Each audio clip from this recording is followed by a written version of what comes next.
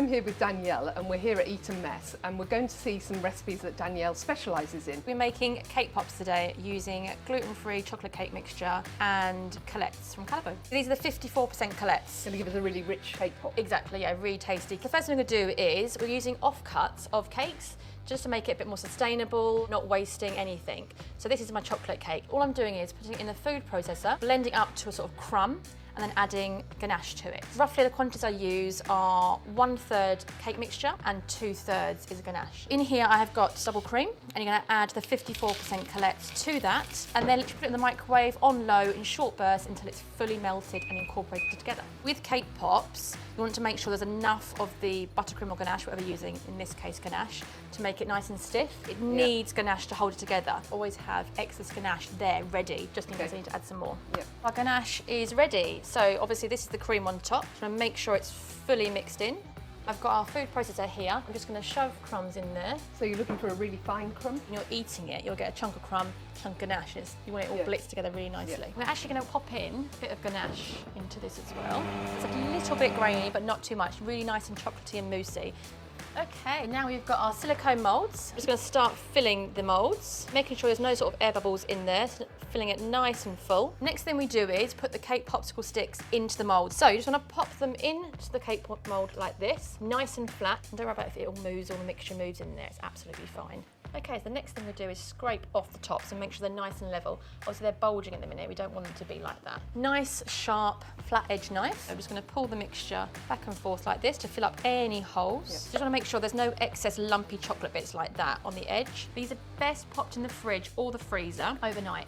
You want them to be super, super firm. So when you're doing any sort of cake pops, whether it be buttercream or ganache, I'm literally just going to pop these in the fridge, set them, and then we'll do the next part. We're going to start covering the cake pops now and decorating them, so the fun part. Okay. So we've got our white chocolate Callebaut in this bowl. Well, obviously they've melted down now, but they've been melted in the microwave on very low until they've melted. Just be very careful again, because white chocolate will burn really, really quickly. That is fully melted now, beautiful. What I'm going to do now is get the cake pops out the fridge. So you'll see here they're nice and set, really, really firm to touch. So you can see they're super, super smooth. Next thing we're going to do is we're going to melt our decorations. So what we're going to do is we're going to dip them in white chocolate, drizzle them with the ruby Callebaut. Okay. I've got white and milk chocolate blossom curls there for you. I'm going to have my dipping jug and my scraping jug to one side. I'm going to fill the jug so it's enough in there so you can dip it. I usually fill it quite full. Now to drizzle, all I'm going to do is take it by the stick. I'm going to literally dip it in so it's fully immersed in the white chocolate. And now I'm going to whizzle it around to take off any excess. Now I'm going to tap it on the side of the jug on the stick. That taps off any excess on the bottom. And now I'm going to transfer it to the jug.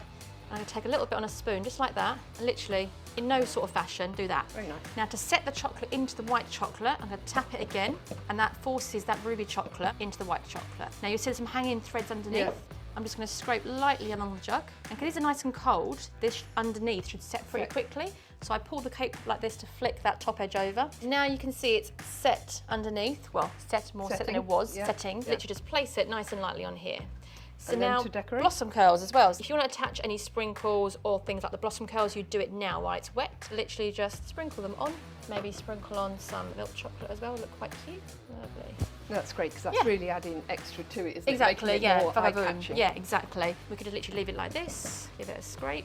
I'm not going to put any colour on this one, and then just lay that down. You know what, I'm going to shove it all over the whole thing. Very nice. Really cute. And you just keep on going, and then you pop them in the fridge until they're set, and then put them in the Tupperware.